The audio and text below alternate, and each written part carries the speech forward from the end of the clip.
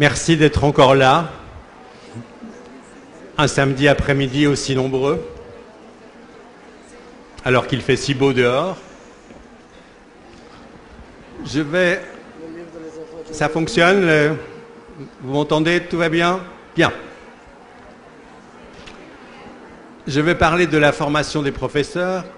Ce que je vais dire n'est pas une synthèse de ce que vous avez entendu depuis hier soir, puisque je n'ai pas assisté aux parties en portugais. Ça n'est pas non plus une conclusion, c'est un certain nombre de réflexions qui sont un peu la suite de ce que j'ai dit ce matin. Et en somme, ce matin, j'aurais pu conclure très brièvement en disant les 4 domaines de compétences que j'ai décrits sont stratégiques. Il faut donc les travailler prioritairement en formation des professeurs, en formation initiale et en formation continue. Je vais élargir un peu le propos pour essayer de partager avec vous quelques réflexions sur les orientations de la formation des professeurs dans différents pays. Comme je l'ai dit ce matin, ce qui m'intéresse au départ, c'est d'expliquer les inégalités et l'échec scolaire. Pour les expliquer, dans un premier temps, on s'intéresse aux conditions de vie, aux cultures familiales, aux inégalités de revenus, etc. Puis, on se rend compte qu'une partie des choses se joue dans la salle de classe, donc on s'intéresse progressivement aux pratiques pédagogiques, et notamment à la différenciation de l'enseignement, à la façon dont les professeurs évitent de transformer les inégalités naturelles, enfin culturelles, en inégalités scolaires.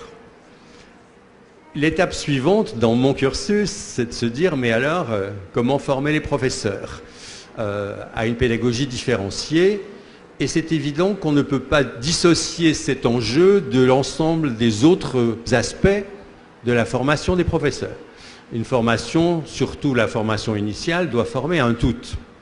Et donc je me suis intéressé depuis les années 80-90 à la formation des enseignants, et j'ai eu la chance, parce que ça n'arrive pas dans toutes les vies, de construire une formation de professeur d'école primaire depuis zéro, parce qu'elle remplaçait une formation non universitaire.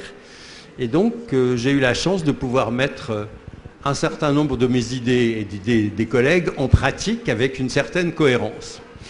Et donc c'est un thème sur lequel je réfléchis depuis 25 ans probablement, et je me suis demandé qu'est-ce que je pouvais retenir aujourd'hui de pertinent dans le contexte de ce colloque, et j'ai choisi le titre que vous avez sous les yeux, qui est un vieux débat, mais un débat qui reste d'actualité, particulièrement dans l'enseignement supérieur, encore fortement dans l'enseignement secondaire, et qui n'est pas absent de l'enseignement primaire.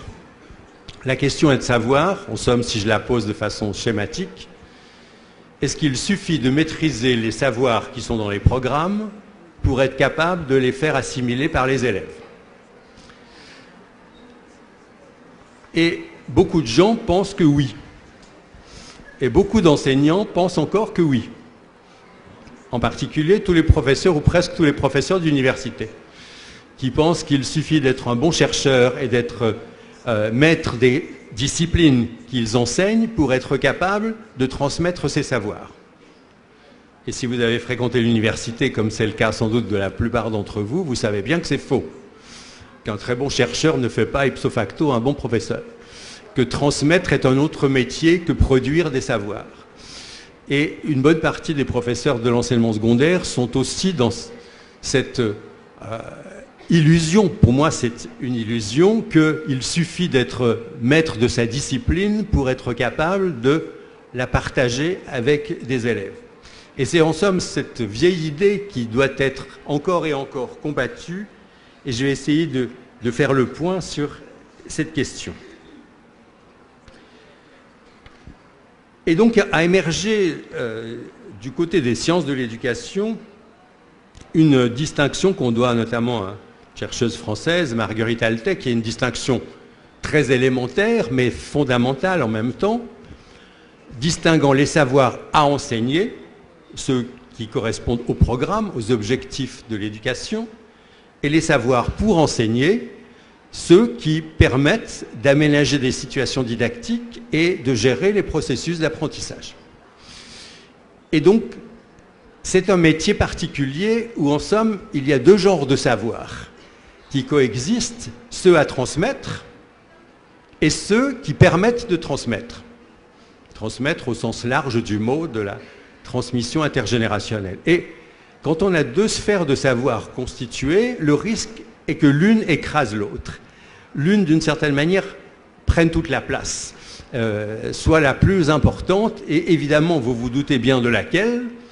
Les savoirs disciplinaires, comme les savoirs mathématiques, biologiques, physiques, chimiques, historiques, etc., constitués depuis des siècles, n'ont aucun mal à se présenter comme beaucoup plus importants, beaucoup plus sérieux, beaucoup plus valides que les savoirs des sciences humaines, la psychologie et les sciences sociales. Donc c'est un match très inégal, et vous en doutez, j'ai choisi mon camp, c'est d'essayer de rééquilibrer ce rapport de force au profit des sciences humaines et sociales, non pas que je méprise la maîtrise de la discipline, elle est évidemment nécessaire.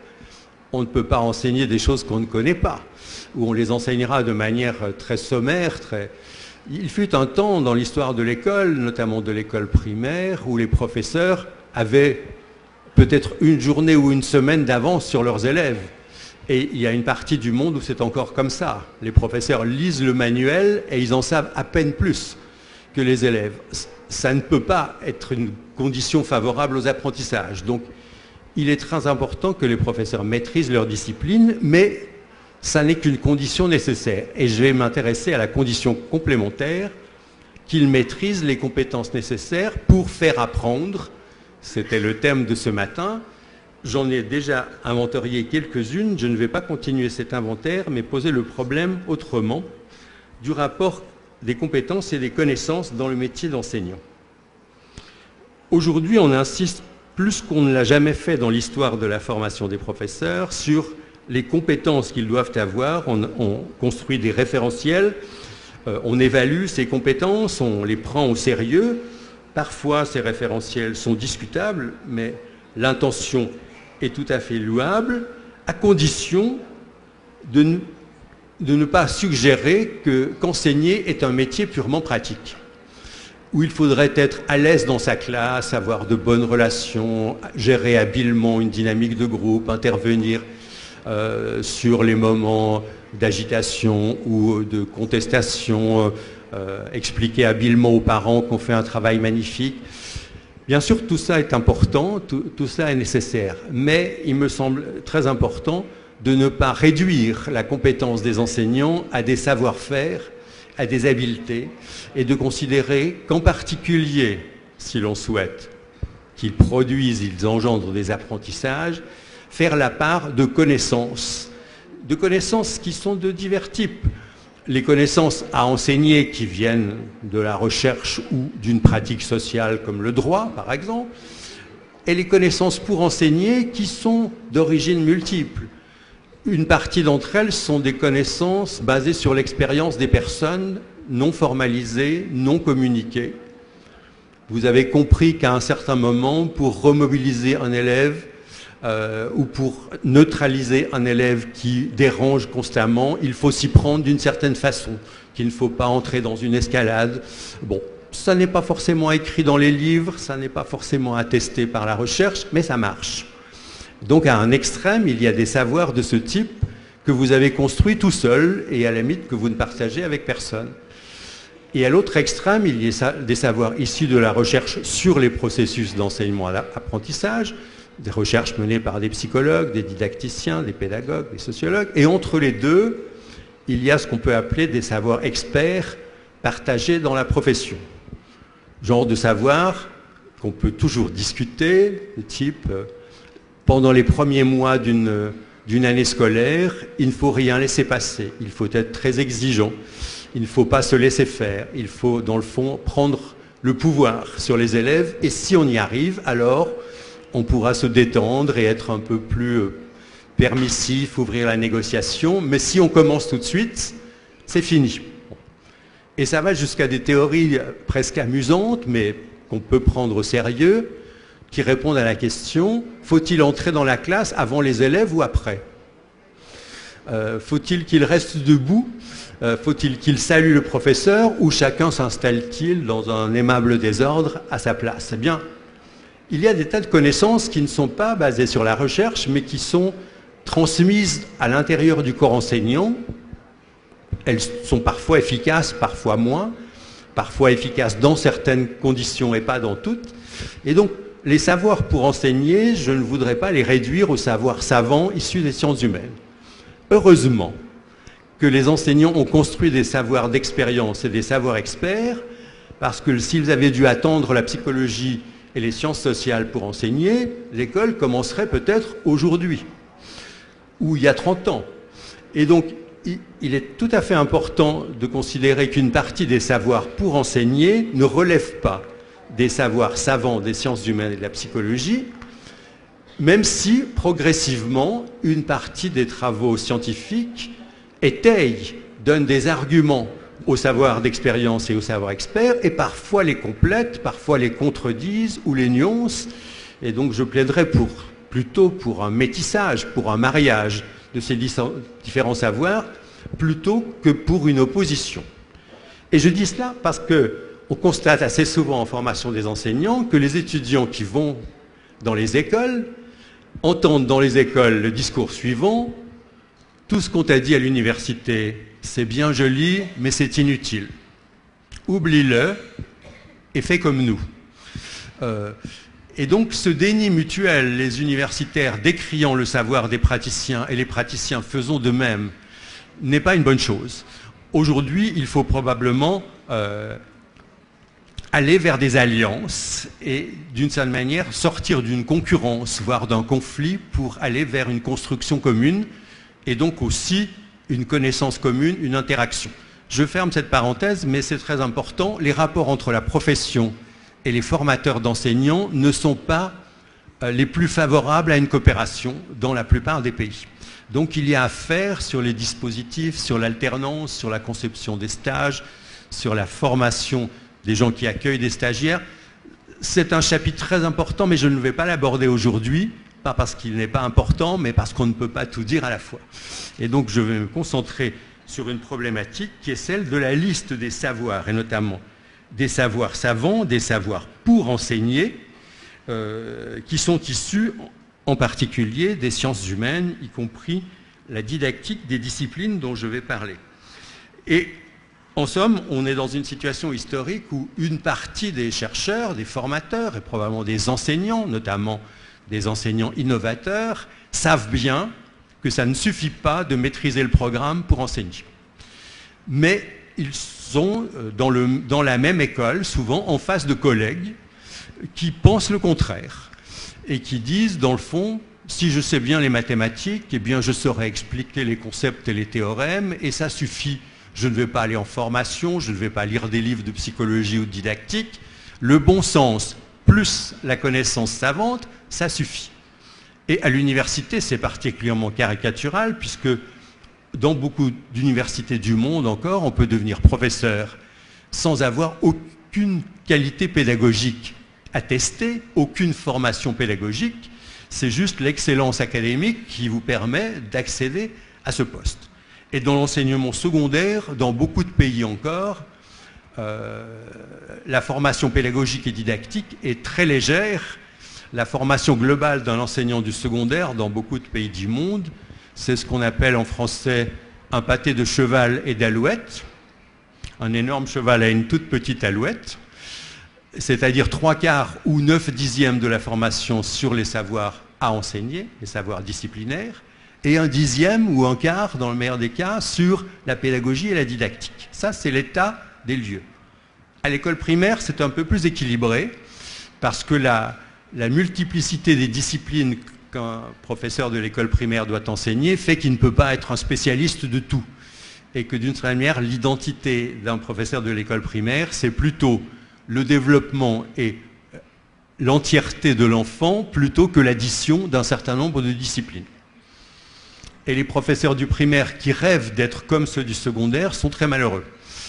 Parce que d'une certaine manière, ils ne peuvent pas atteindre le niveau d'excellence disciplinaire et en même temps, ils ne se doutent pas que probablement ils représentent l'avenir de la profession parce qu'ils ont été forcés, dans le fond, de dégager un territoire de connaissances qui n'est pas juste la connaissance des savoirs à transmettre, mais la connaissance de l'enfant, la connaissance des processus d'apprentissage, la connaissance de ce qui détermine la motivation, l'absentéisme, l'indiscipline, la dynamique d'un groupe de classe, alors que dans la formation des enseignants du secondaire dans le monde en général, on a souvent une culture extrêmement légère en sciences sociales et humaines.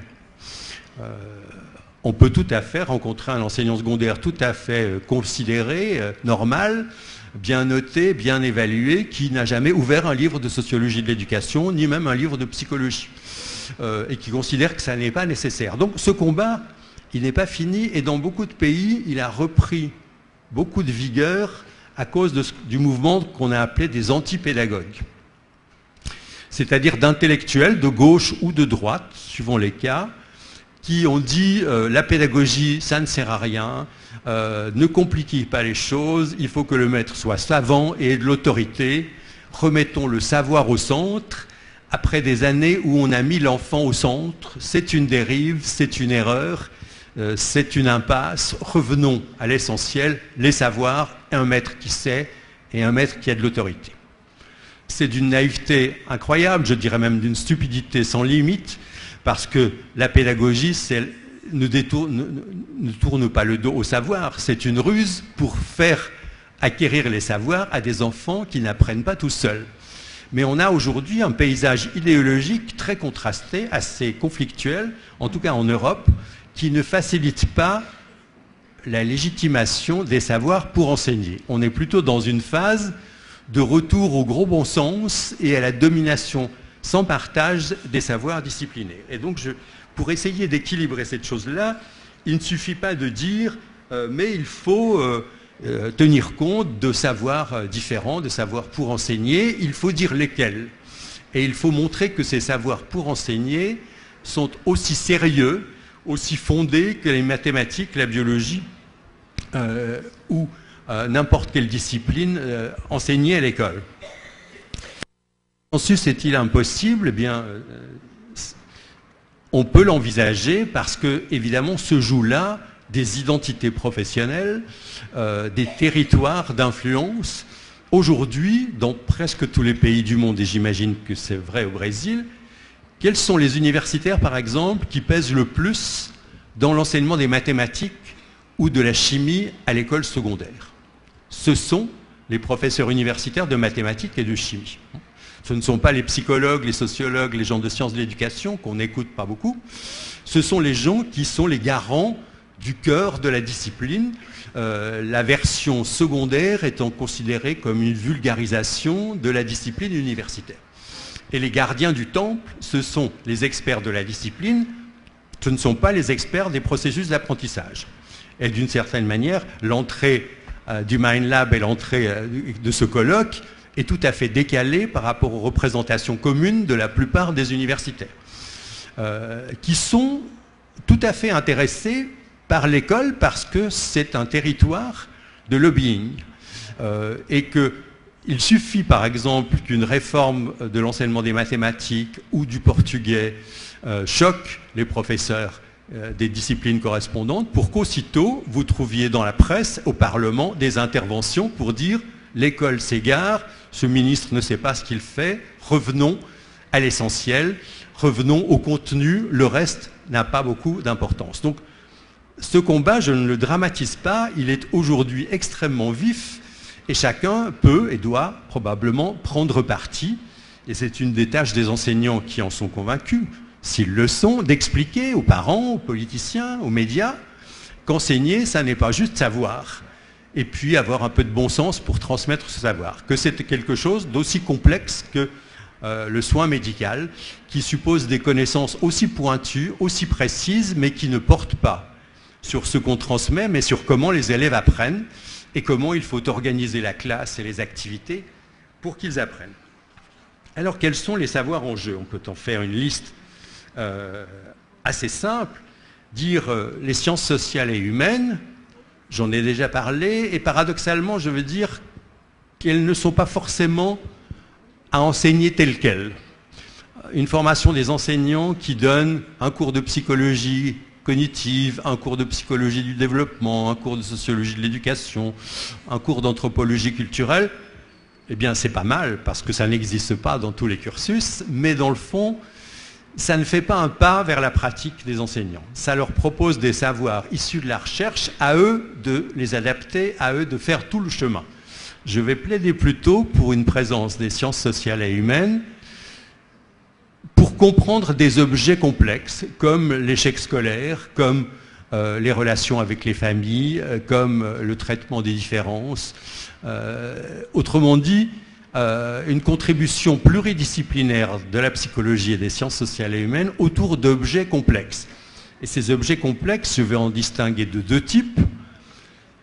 Il y a des objets complexes qui sont constitués par le système éducatif lui-même, qui sont les disciplines d'enseignement. Dans tous les pays du monde, on enseigne les mathématiques. Dans tous les pays du monde, on enseigne la chimie, on enseigne les sciences, on enseigne la géographie et l'histoire. Il y a de petites variations, mais relativement mineures. Et donc ces objets sont des objets sociaux, ce ne sont pas des objets scientifiques, mais ce sont des mondes à l'intérieur desquels il y a des corporations de spécialistes, il y a des manuels, il y a des colloques, il y a des formations, il y a des outils, il y a des méthodes, il y a des technologies propres à l'enseignement de ceci ou de cela. Et donc, ce sont des faits sociaux incontestables et probablement nécessaires. Quand je dis que la connaissance d'une discipline ne suffit pas, je ne dis pas qu'il faut supprimer les disciplines dans l'école. C'est une armature, et même si on plaide pour des aventures interdisciplinaires, il n'y a pas d'interdisciplinaire sans discipline. Et ces disciplines sont des objets constitués autour desquels peuvent se nouer des savoirs savants, psychologiques et sociologiques et historiques, qui ont été nommés, en tout cas dans une partie des pays du monde, didactiques des disciplines. Une autre partie des pays du monde, et je ne saurais pas caractériser le Brésil exactement, reste sur l'idée d'une didactique générale, c'est-à-dire d'une didactique commune à tous les champs de savoir, celle de Comenius, celle d'une certaine manière très proche de la pédagogie, qui parle de l'erreur, qui parle de la mémoire, qui parle de l'évaluation, mais de façon commune à toutes les disciplines. Mais aujourd'hui émerge dans beaucoup de pays une sorte de spécialisation de la didactique, où la didactique des mathématiques va s'intéresser à autre chose que la didactique de la biologie ou de la physique. Parce que dans chacun des champs de savoir, la connexion entre le contenu et l'apprentissage est spécifique. Une erreur en mathématiques n'est pas la même chose qu'une erreur en grammaire ou une erreur en géographie. Et donc, aujourd'hui, nous avons des connaissances didactiques extrêmement pointues, par exemple, sur la soustraction, des travaux extrêmement pointus sur la conjugaison des verbes, sur la construction des nombres, des gens qui passent leur vie à étudier uniquement certains apprentissages dans un domaine particulier, où certains vont être spécialistes de l'algèbre ou du calcul mental ou de la géométrie ou de la trigonométrie pour rester en mathématiques. Donc, c'est une partie des savoirs savants, et puis je vais en décrire une autre qui m'importe plus parce que je ne suis pas didacticien d'une discipline, mais sociologue, donc couvrant l'ensemble des disciplines d'une façon transversale, qui sont des savoirs qui traversent toutes les disciplines, mais qui néanmoins ne sont pas ce qu'on appelle parfois un reste ou un supplément d'âme. Et entre ces différents types de savoirs se jouent, dans beaucoup de cursus les plus récents de formation des professeurs, un Yalta que j'appelle provisoire parce qu'il est toujours remis sur le métier à chaque réforme du curriculum. Les territoires sont remis en question parce que, comme dans l'enseignement secondaire, il faut gagner des heures, il faut gagner des places, il faut gagner des emplois ou en perdre. Et donc, la division du travail n'est jamais définitivement stabilisée, parce qu'il y a toujours des perdants et des gagnants dans tout armistice. Mais donc le Yalta, vous savez peut-être que Yalta est la petite ville proche de la mer Noire où se sont réunis Staline, Churchill, Roosevelt et De Gaulle pour partager le monde à la fin de la Deuxième Guerre mondiale. Donc on peut dire que c'est un endroit où on se partage les choses pour faire la paix un moment. Et donc dans chaque programme de formation des enseignants, on trouve un compromis entre les didactiques des disciplines et les approches que j'appellerais transversales. Ce compromis est très souvent déséquilibré. On peut dire que dans beaucoup de formations aujourd'hui dans le monde, on accorde au savoir disciplinaire et à la didactique des disciplines correspondantes 80% peut-être du temps de formation. Et puis on ajoute un petit cours de psychologie, de l'adolescent ou de l'enfant, un petit cours d'introduction à l'histoire de l'éducation ou à la sociologie de l'éducation, c'est-à-dire un supplément d'âme, quelque chose qui donne une petite culture en sciences humaines, mais pas des outils de travail, où on considère que dans le fond, le véritable outil de travail, il est disciplinaire, savoir à enseigner et didactique qui va avec, et puis que le reste, c'est une sorte de surplus de culture générale, parfois d'alibi. Et je plaide, dans le programme de formation que j'ai eu la chance de pouvoir concevoir avec quelques autres, nous avons réussi un Yalta assez différent, où c'est à peu près moitié-moitié. Moitié du temps de formation, ou 40% disons, centré sur des savoirs didactiques liés à chacun à une discipline, et 40% liés à des savoirs transversaux. Et donc je vais en dire quelques mots parce que les savoirs didactiques et la didactique des disciplines ne sont pas encore une chose qui existe à part égale dans tous les pays du monde, mais ça fait 30 ans que ça se diffuse, que ça se construit, qu'il y a des associations internationales de didactique des mathématiques, ou de la chimie, ou de la musique, ou de l'éducation physique. Les objets transversaux, les questions qu'on se pose quand on ne s'enferme pas dans une discipline sont beaucoup moins partagées, sont beaucoup plus fragiles. Il n'y a pas encore de lobby, il n'y a pas encore de groupe constitué, et quand ça existe dans une université ou une haute école qui forme les enseignants, c'est assez souvent une invention locale. Donc je vais parcourir ces deux domaines rapidement, évidemment de façon un peu superficielle, et commencer par les savoirs qui se réfèrent à ce qu'on a appelé les dimensions transversales du métier d'enseignant, c'est-à-dire des problématiques qui valent pour toutes les disciplines ou qui englobent toutes les disciplines. Par exemple, les rapports entre les parents et l'école ne sont pas internes à une discipline. À l'école primaire, c'est évident, mais même à l'école secondaire, c'est l'ensemble de la scolarité qui préoccupe les parents, les processus de sélection, la sécurité, un certain nombre de choses qui rendent l'école plus ou moins vivable pour leurs enfants. Et ils ne s'intéressent pas, il n'y a pas des parents en mathématiques, des parents en chimie, des parents en biologie et des parents en portugais.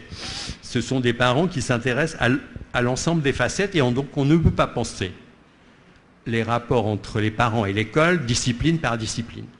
Il faut les penser plus globalement, de façon plus transversale. De même pour l'évaluation et d'autres choses. Et dire que ce sont des constructions intellectuelles à débattre n'est pas dire qu'il ne faut pas stabiliser ces constructions, adopter des intitulés, ouvrir des champs de recherche et de savoir, nommer des professeurs ou des formateurs dans ces champs. En somme, plus ils seront structurés socialement, plus ils seront durables et moins ils seront fragiles. Et donc, il ne suffit plus aujourd'hui, et ça sera une des thèses que je défends, de dire mais il n'y a pas que les disciplines et la didactique. Il y a beaucoup d'autres choses transversales, et d'énumérer quelques-unes. Il faut que chacune de ces choses transversales soit nommée, soit attribuée à des groupes de recherche, à des modules de formation, autrement dit à une existence institutionnelle, sociologique, au moins équivalente aux disciplines d'enseignement. Eh bien, c'est un combat qui, évidemment, n'est pas gagné, mais j'ai l'impression qu'une partie de l'approche que vous avez dans le MindLab conduit à cette conclusion, constituer un certain nombre de processus qui se passe dans la classe en objet de connaissance et en objet de formation autonome et reconnu comme tel, et qui ne sont pas simplement ce qu'il faut savoir en plus quand on a maîtrisé sa discipline et les didactiques de cette discipline. Ce qui conduit à une liste possible. Alors, comme toutes les listes, elle a un certain arbitraire, elle se discute, elle n'est pas complète, peu importe, mon but n'est pas de vous la vendre telle qu'elle, mon but est plutôt d'essayer de faire comprendre le concept d'approche transversale à travers ces exemples. Je ne vais pas les commenter tous en détail parce qu'il me faudrait beaucoup plus de temps, mais en gros, on pourrait dire chacun de ces intitulés désigne une problématique qui est presque toujours à la fois psychologique, anthropologique et sociologique, parfois historique, qui convoque donc plusieurs sciences humaines autour d'un objet complexe qui fait partie de la réalité et de la culture des enseignants. J'imagine qu'aucun de ces intitulés ne vous est étranger, parce que ils désignent des problèmes, ils désignent des objets de débat, ils désignent des domaines dans lesquels l'école cherche à savoir comment faire de façon tout à fait intéressée, parce qu'autour de chacun de ces intitulés, il y a des préoccupations, des échecs, des attentes. Autrement dit, ce ne sont pas des sujets académiques dans le mauvais sens du terme, c'est-à-dire des sujets qui n'ont pas d'importance sociale. Ce sont autant d'enjeux qu'il faut maîtriser et qui concernent chaque enseignant, chaque équipe pédagogique, chaque directeur d'établissement et probablement chaque ministre ou responsable d'un secrétariat à l'éducation, parce que ces problèmes existent dans la classe, dans l'école, mais aussi dans le système. Alors, si j'en prends quelques-uns, certains sont très proches des choses que j'ai dites ce matin, d'autres un peu plus lointaines. Ces deux listes n'ont pas été constituées ensemble. Connaître les processus d'apprentissage. Eh bien, c'est évident pour vous si vous êtes réunis dans ce congrès, mais ça n'est pas évident dans toutes les formations des enseignants. Comment apprend-on le constructivisme, par exemple, ou les bases d'une théorie de l'apprentissage et de l'envie d'apprendre ne sont pas dispensées dans toutes les universités. Et donc, beaucoup de professeurs en sont réduits au sens commun pour penser l'apprentissage. Et disent des choses extrêmement vagues. Quand un élève n'apprend pas, qu'est-ce qu'on dit? Il n'est pas motivé, il a de la peine, il ne comprend pas, il ne coopère pas. Ce sont des diagnostics. Si un médecin vous disait « Ah, je vois, vous êtes malade, vous avez mal, je vous plains », vous diriez « Je change de médecin, il ne va pas m'aider une seconde, il ne comprend rien à ce qui m'arrive ». Lui, il va vous dire, votre taux de globules blancs est insuffisant et ça a des effets sur votre métabolisme, donc vous êtes fatigué, donc vous êtes plus exposé à un certain nombre de bactéries, donc vous êtes malade. Et il vous donne une explication savante et c'est pour ça que vous le payez. Eh bien, on a besoin d'enseignants aussi savants que les médecins qui vous expliquent les raisons de l'échec et d'un processus d'apprentissage autrement qu'en le constatant. Expliquer n'est pas constater. Expliquer, c'est trouver les causes, c'est énumérer les processus, dire à quel moment les choses se sont mal passées, qu'est-ce qu'on aurait dû faire qu'on n'a pas fait, qu'est-ce qui s'est passé dans la famille ou dans l'école ou ailleurs. Donc, il faut avoir une culture des concepts, un minimum de bagage psychologique. L'évaluation, c'est assez évident, c'est un processus d'une grande complexité. Les relations intersubjectives, elles sont au cœur du processus éducatif. Une partie des enfants n'apprennent pas, ou des adolescents n'apprennent pas parce qu'ils n'aiment pas le professeur, parce qu'ils n'ont pas trouvé avec lui une relation. Qu'est-ce qui fait que certains élèves aiment les professeurs et d'autres non? Quel est le contrat non écrit, tacite, qui se noue, qui fait qu'à un certain moment, on apprend pour faire plaisir à un adulte, ses parents, son professeur? Quelles sont les dérives? Le chantage affectif, la séduction de la relation, ça demande une connaissance de psychologie sociale, de psychologie, peut-être même un peu de psychanalyse, pour savoir quelle est la part du transfert, quelle est la part de la séduction, quelle est la part de la violence dans le rapport pédagogique. Le sens commun ne suffit pas pour comprendre cela. Le rapport au savoir, j'en ai parlé ce matin, je n'y reviens pas longuement, mais savoir aussi ce qui se passe dans un établissement scolaire, savoir aussi On parle beaucoup d'interculturel depuis une vingtaine d'années, mais qu'est-ce que c'est une culture? D'où vient-elle? En quoi les cultures sont-elles différentes? Il ne suffit pas, quand on est sensible à l'interculturel, de dire il faut respecter les cultures des autres. Il faut comprendre pourquoi nous n'avons pas envie de les respecter, pourquoi nous avons peur des autres, pourquoi nous méprisons les choses différentes, les gens qui ne mangent pas comme nous, qui ne pensent pas comme nous, qui ne dorment pas comme nous, qui vivent autrement. Et donc, il faut un savoir anthropologique ou sociologique minimal pour dépasser les bons sentiments. Ce n'est pas avec des bons sentiments qu'on fait une éducation interculturelle, c'est en comprenant les obstacles au respect des cultures et les risques majeurs de conflits interculturels, inégalité et traitement des différences, j'en ai parlé, gestion de classe, dynamique de groupe, j'en ai parlé. Avec toutes ces choses, on pourrait faire sur chacune une longue conférence, ça n'est pas mon but.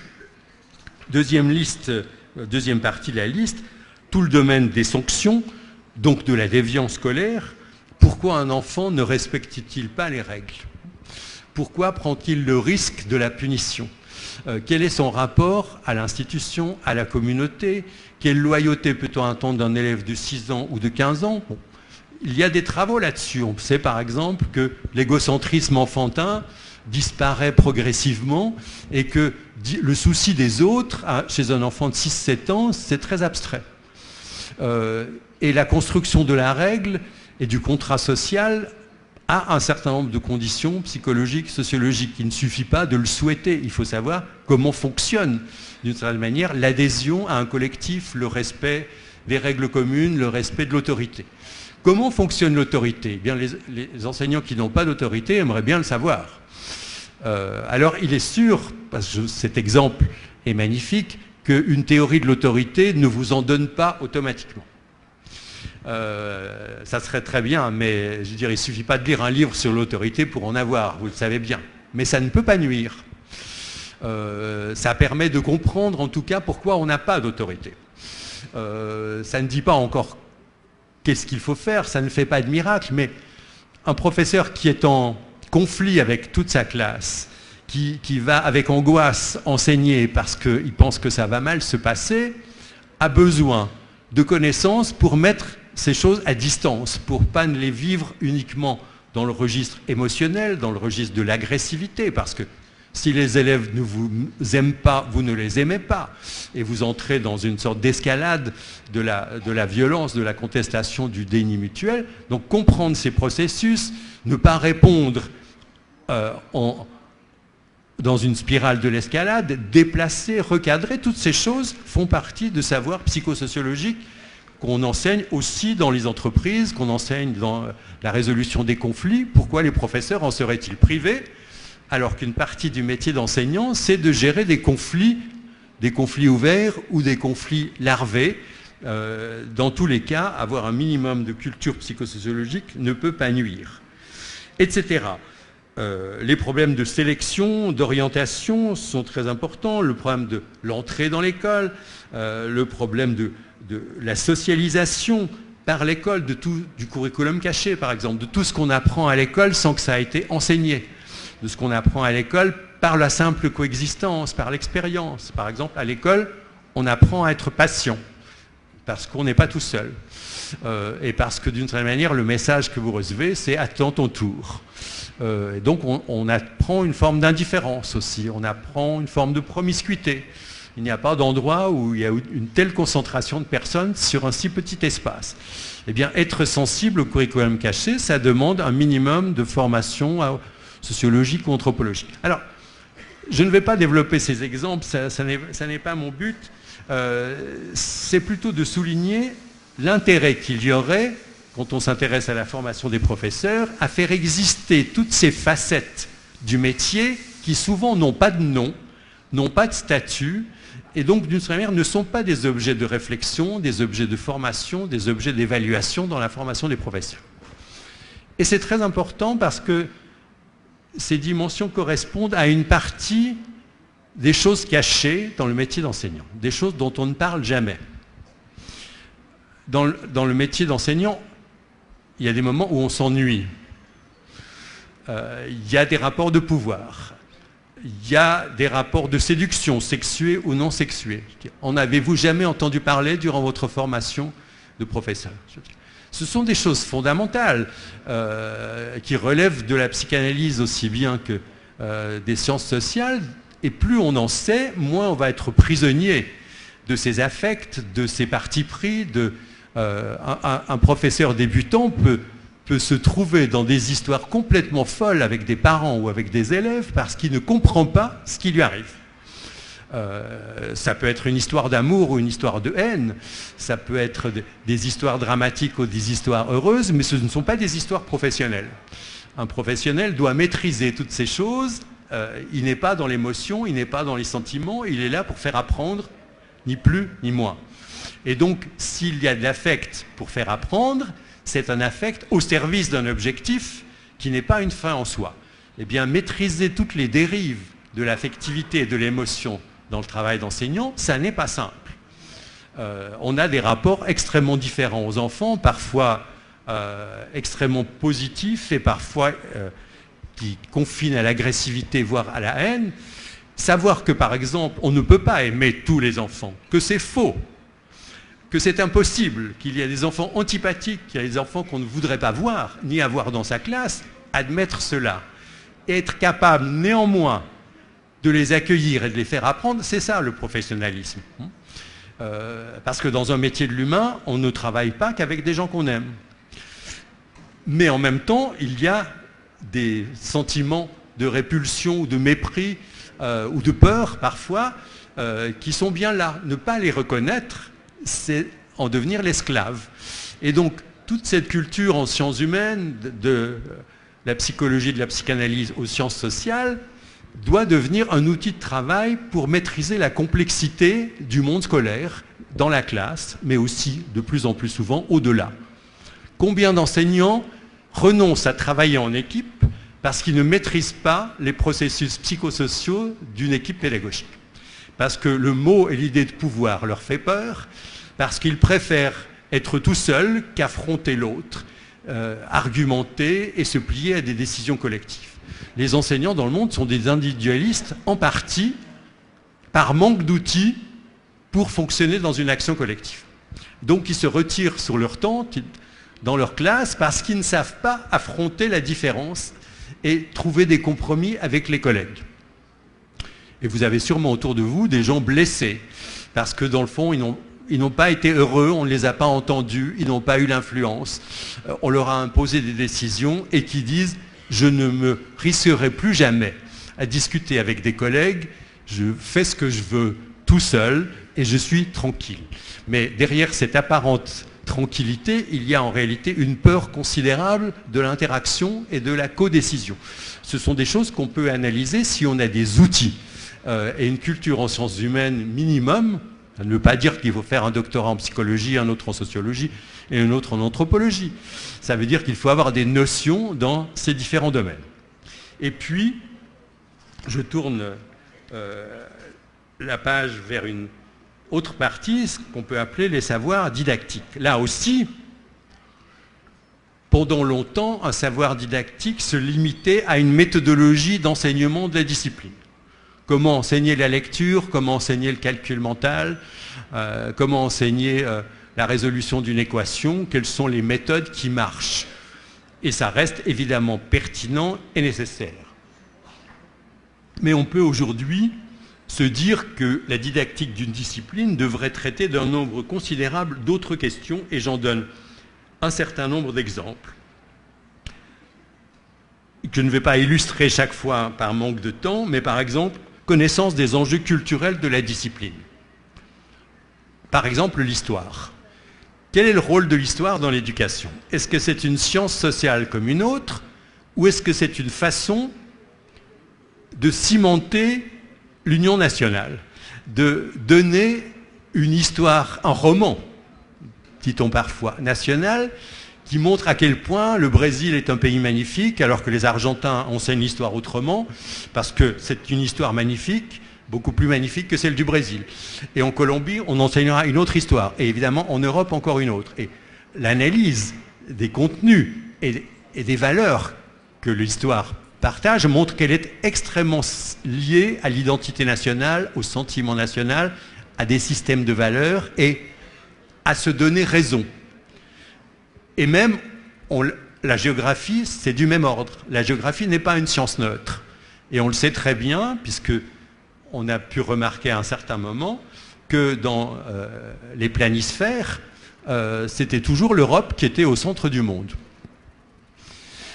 Parce que les premiers géographes qui ont construit des planisphères étaient des Européens, et pour eux, d'une certaine manière, tout le reste était autour. Donc c'est très ethnocentrique parfois, l'histoire et la géographie. Comprendre pourquoi, comprendre que c'est à la fois inévitable, probablement légitime, mais que ça ne doit pas nourrir le nationalisme, que ça ne doit pas nourrir une vision fausse de la réalité historique. Parce que si on enseigne aux petits Allemands qu'ils avaient raison de faire la guerre et aux petits Français qu'ils avaient raison de la faire, il ne faut pas s'étonner qu'ils refassent des guerres. Donc il y a des enjeux importants qui ne sont pas seulement intellectuels, mais qui sont de coexistence entre les nations. Et dans une société planétaire et globalisée, mettre l'histoire au service seulement de l'identité nationale ne peut que renforcer les concurrences et les conflits. Et aujourd'hui, c'est bien à quoi on assiste. Je veux dire, l'histoire qu'on enseigne dans les pays arabes, par exemple, n'est pas du tout la même que celle qu'on enseigne dans les pays chrétiens. Et ces histoires sont antagonistes. Et d'une certaine manière, elles ne donnent pas raison aux mêmes. Dans les pays arabes, l'histoire enseigne que les terroristes sont des héros. Et dans les pays européens, elle enseigne que les terroristes sont des criminels. Qui a raison? Un professeur d'histoire doit comprendre que personne n'a raison, objectivement, que ça dépend du point de vue, que ça dépend de la société, ça fait partie de sa culture de base. Connaissance des enjeux culturels propres à la discipline, par exemple un professeur qui enseigne les travaux manuels ou la couture, doit savoir que sa discipline a été l'objet d'une polémique constante, qu'elle est apparue, qu'elle a disparu, qu'elle a été réservée aux garçons ou aux filles, garçons pour les travaux manuels, filles pour la couture, et qu'à d'autres moments, elle a été mixte, que donc se joue l'éducation ménagère, les différences entre filles et garçons, que ce n'est pas du tout une discipline innocente d'enseigner la couture ou les travaux manuels à l'école. Et donc un professeur qui enseigne ces disciplines a intérêt à le savoir. Connaître les sources de cette discipline, savoir par exemple que la géographie scolaire a précédé la géographie universitaire. Ce qui n'est pas vrai de toutes les disciplines. Savoir que la grammaire scolaire a précédé la linguistique et que la grammaire a été d'abord une discipline normative avant d'être une discipline scientifique. Eh bien, c'est des choses qui éclairent une partie du curriculum et de la mission des professeurs. Connaissance du rapport au savoir, je vais glisser sur cette liste possible. Connaissance des usages de la discipline dans les pratiques professionnelles. On a rencontré récemment, là j'étais 5 semaines au Brésil cet été, une enseignante qui était très contente d'avoir quitté l'enseignant parce qu'elle, disait-elle, une enseignante de biologie du secondaire, les enfants devenaient impossibles à tenir. Et elle disait, je me rends bien compte quand même que j'avais été formée en biologie, mais que je n'étais pas capable de mettre la biologie à la portée de mes élèves, de faire un pont entre leur vie et leurs intérêts. Et elle ajoutait dans la phrase suivante une chose tout à fait étonnante, disant, dans cette région du nord-est du Brésil, une partie des enfants viennent à l'école parce qu'ils ont faim et qu'à l'école on leur donne à manger. Et donc la même personne pouvait dire dans la même phrase, les enfants viennent à l'école pour des raisons biologiques, mais je ne sais pas faire une connexion entre la biologie et la vie des gens. On pourrait dire que c'est une cécité intéressante. Comment se fait-il que cette prof de biologie, qui est sûrement experte en biologie, n'arrive pas à utiliser l'alimentation et la faim comme support à sa pédagogie? Eh bien, c'est parce que sa formation a cloisonné les choses, que d'une certaine manière, on ne forme pas les biologistes aujourd'hui pour les ouvrir sur le monde et les problèmes du monde. Et quand on leur demande de parler du sida ou de la faim ou de toutes sortes de phénomènes de pollution, ils disent ça n'est pas au cœur de la discipline. Donc ça renvoie évidemment à deux faces d'une même discipline universitaire, la face la plus neutre, la plus savante, celle de la recherche fondamentale, et la discipline engagée dans des problèmes écologiques, dans des problèmes sociaux, dans la santé. Et donc l'identité d'un professeur du secondaire peut basculer du côté de « je n'ai rien à voir avec la société », du côté inverse, toute ma discipline parle de la vie des gens. Eh bien, il est important de maîtriser cette double phase d'une discipline quand on est professeur. Et je crois que je vais en rester là, même si cette liste se continue. Vous la trouverez, je crois, sur le DVD, parce que ça n'est pas intéressant d'entrer dans le détail. Ce que j'essaie de dire, c'est que la didactique d'une discipline, ça n'est pas juste une méthode pour l'enseigner. C'est la compréhension de tout ce qui a fabriqué cette discipline dans l'histoire, de ce qui la distingue. Par exemple, en France, existe une discipline qui s'appelle les sciences de la vie et de la terre, qui fait que les mêmes professeurs enseignent la géologie et la biologie. Il y a beaucoup de pays du monde où ça paraît tout à fait étrange, cette association, où elle n'existe que dans quelques pays et on ne peut la comprendre qu'à travers l'histoire de ces pays. L'histoire intellectuelle, l'histoire scientifique. Dans certains pays, la géographie et l'histoire sont pratiquement deux faces. Les professeurs ont la double formation et il est très naturel que le professeur d'histoire enseigne la géographie et vice-versa. Dans d'autres pays, ça paraît tout à fait incongru et on va lier la géographie à la biologie ou l'histoire à la langue parce que les facultés de lettres, par exemple, quelles sont les facultés qui enseignent l'histoire changent considérablement leur statut scolaire. Si ce sont les facultés de lettres, on va l'associer à la littérature, à la philosophie. Si ce sont les facultés de sciences humaines, on va l'associer à l'économie, à la démographie. C'est important qu'un professeur sache ces choses-là, ne soit pas simplement le jouet d'une histoire dont il n'est pas l'acteur. Donc, et dernière partie, mais je ne vais en prendre une, connaissance aujourd'hui, par exemple, de l'usage qu'on peut faire des nouvelles technologies dans une discipline. On ne s'en sert pas de la même façon en biologie, en mathématiques ou en langue, ni pour enseigner, ni pour évaluer. Donc aujourd'hui, la technologie se décline différemment, même s'il y a des didacticiels dans la plupart des disciplines. L'usage qu'on peut en faire, c'est sûr qu'en sciences, par exemple, on peut faire des simulations, on peut utiliser l'ordinateur comme le fera un chercheur, alors qu'en langue, ça n'est pas aussi simple. Mais on peut l'utiliser en langue autrement, pour faire du traitement de texte, pour travailler sur des corpus. Et donc, il y a une sorte... Si les technologies, et notamment l'informatique et le multimédia, doivent devenir vraiment des outils pour l'école, parce qu'aujourd'hui on en parle, mais ça n'est pas une réalité, il faut que chacun se les approprie à partir de sa discipline. Que ça ait du sens, que ça soit plutôt un atout et un avantage qu'une contrainte ou juste une mode. Et pour ça, il faut que chaque spécialiste d'une discipline puisse réfléchir de façon sérieuse, personnelle et collective, sur quelles sont les technologies qui m'aident à mieux enseigner ma discipline. Et pour ça, il ne suffit pas d'une initiation à l'ordinateur et de quelques paroles magiques sur les vertus de l'ordinateur et des nouvelles technologies en classe. Il faut entrer dans le vif du sujet et se demander, je dois enseigner la division cellulaire ou je dois enseigner telle période de l'histoire, y a-t-il une technologie qui va m'aider? Et la réponse n'est pas toujours positive. Parfois, il n'y a rien. Et parfois, elle doit être partiellement construite. Et donc, j'en viens, après ce bref parcours, à un élément de conclusion que j'appellerais rendre visibles ces savoirs et les mettre au service de compétences identifiées. Alors, j'ai fait une petite parenthèse où je n'ai parlé que des connaissances, parce qu'il faut s'arrêter sur le découpage des connaissances, sur les territoires, sur le rôle des différentes facultés. Par exemple, c'est très important de savoir dans la formation des professeurs secondaires qui a le leadership. Est-ce la faculté d'éducation ou de sciences de l'éducation ou est-ce les facultés disciplinaires? Ça ne produit pas la même formation. Donc, il faut s'intéresser au savoir, à leur découpage, aux endroits où ils sont enseignés, aux hiérarchies qui existent entre eux, mais au bout du compte, les savoirs ne sont des outils pour l'action que s'ils s'intègrent à des compétences. Et donc, la suite du travail consiste à connecter les savoirs auxquels j'ai fait allusion, et ils sont nombreux, à des situations de classe ou à des situations en établissement.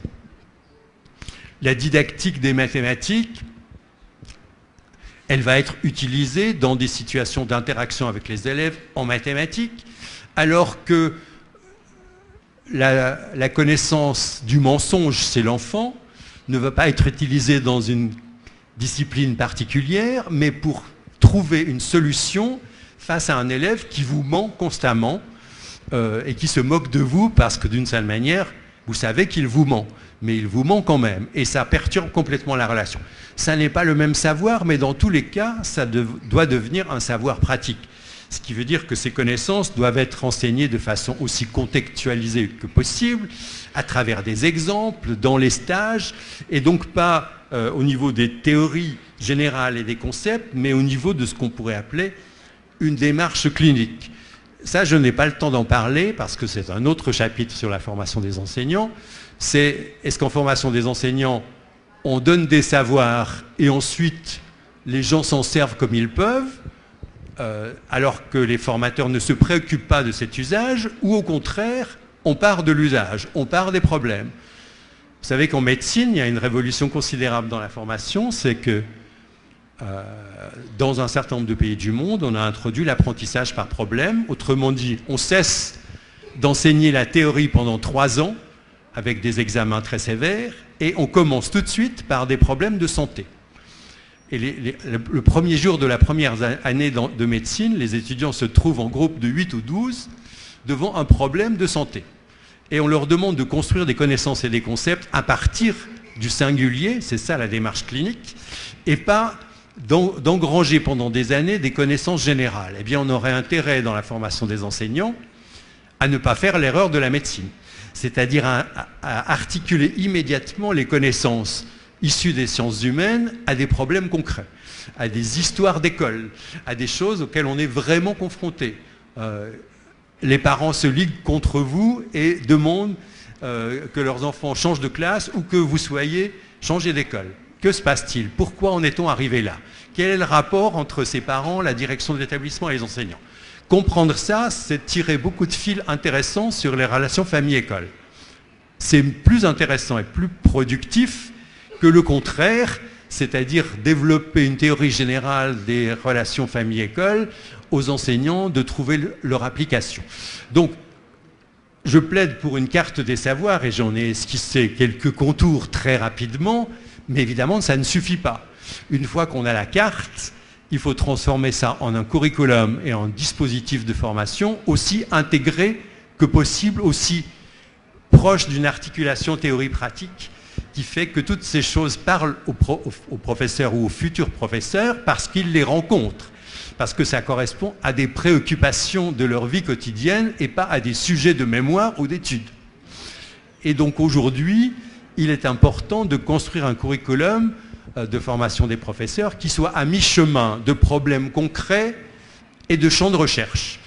Et ça n'est pas simple parce qu'une partie des chercheurs résistent à ces objets complexes, à ces objets composites comme l'échec scolaire, comme le conflit, comme les relations famille-école.